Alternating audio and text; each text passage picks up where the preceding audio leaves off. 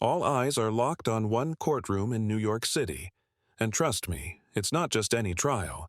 This is the federal case against one of hip-hop's most powerful moguls, Sean Diddy Combs. And what's coming out of that courtroom? Whew, buckle up. It's week 1, and already the drama is through the roof. Let's rewind to May 12, 2025. That's the day it all kicked off. Opening statements. And the government? They did not hold back. They painted a picture of Diddy that most people wouldn't even recognize. The public knows him as a hitmaker, a billionaire, a legend. Puff Daddy, Diddy, love.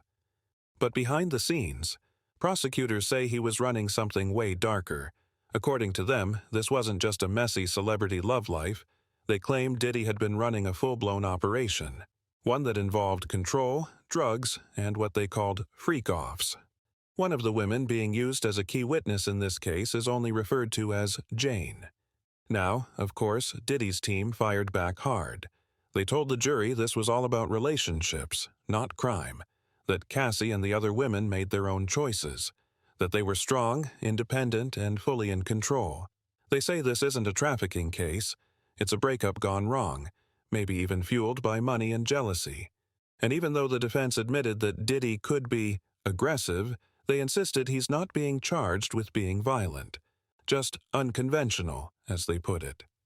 But when Philip started describing the freak-offs in detail, his daughters stood up and walked out of the courtroom. No warning. They just got up and left. And why? Philip said things got too dark. He claimed he once saw Diddy become physically violent with Cassie.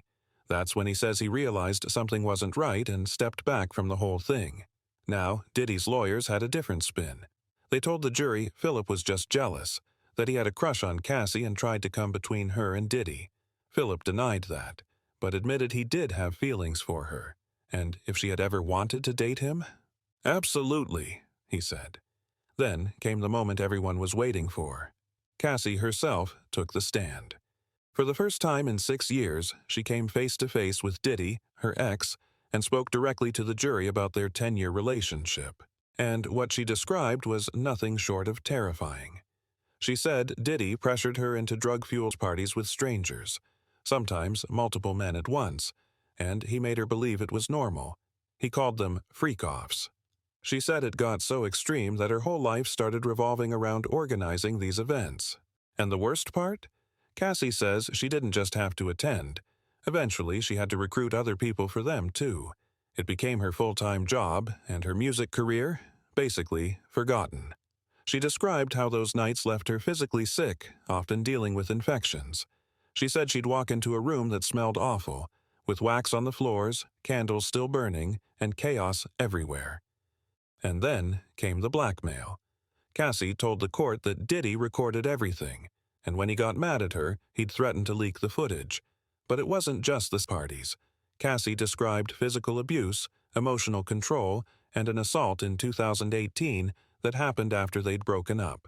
She told the jury she cried and said no. But it happened anyway.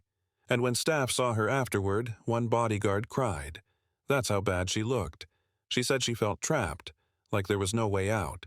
And it didn't stop with her. Cassie said Diddy didn't just threaten her. He went after others too. She recalled that once when Diddy found out she had been seeing rapper Kid Cudi, he went full rage mode. She claims Diddy threatened to blow up Cudi's car, and get this, not long after, that car actually exploded in Cudi's driveway. Yes, really. And Kid Cudi himself confirmed it. He told the New York Times, "This is all true." Cassie also revealed something else huge. Just one day, 24 hours, after she filed her lawsuit in November 2023, Diddy paid her $20 million to settle it. As she wrapped up her emotional testimony, she looked back at her family in the courtroom and mouthed the words, "I'm okay." But it wasn't over yet. Next came the defense's turn. Diddy's lawyers focused on painting the early days of their relationship as something romantic, something mutual. They emphasized how in love they were at first, how close they were. But what came after? That's what they're trying to make the jury question. When Cassie talked about how it all started with Diddy, she didn't sugarcoat it, but she also didn't deny the charm. She told the jury their relationship was intense, fast, sweet. In the beginning, she said Diddy made her feel like the only girl in the world, but things didn't stay that way. To defend their client, Diddy's legal team pulled out a bunch of old texts and emails, messages full of love, jealousy, even flirtation. Their goal?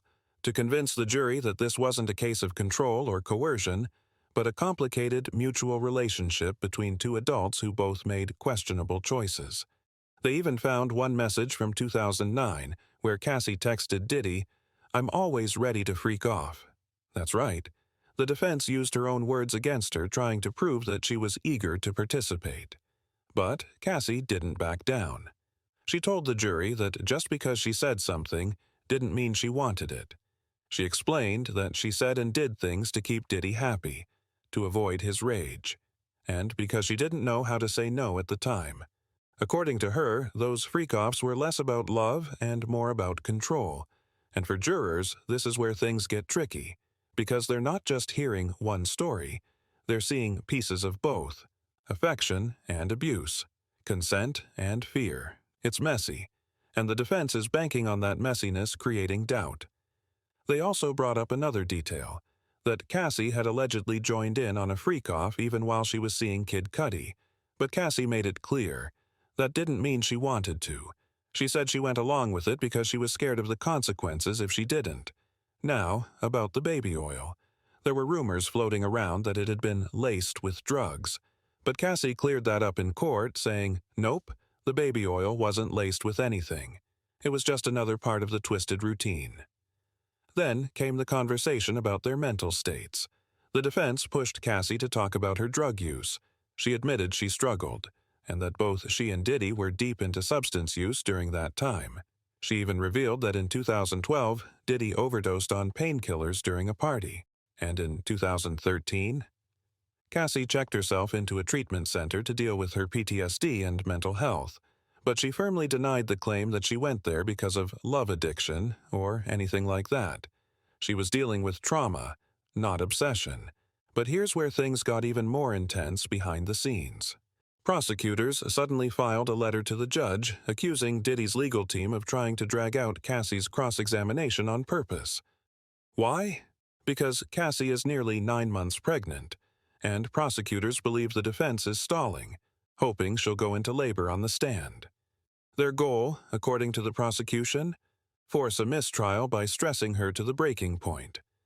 Now, everyone's watching closely to see what the prosecution will do when they get their next chance, because they're planning to tie it all back together.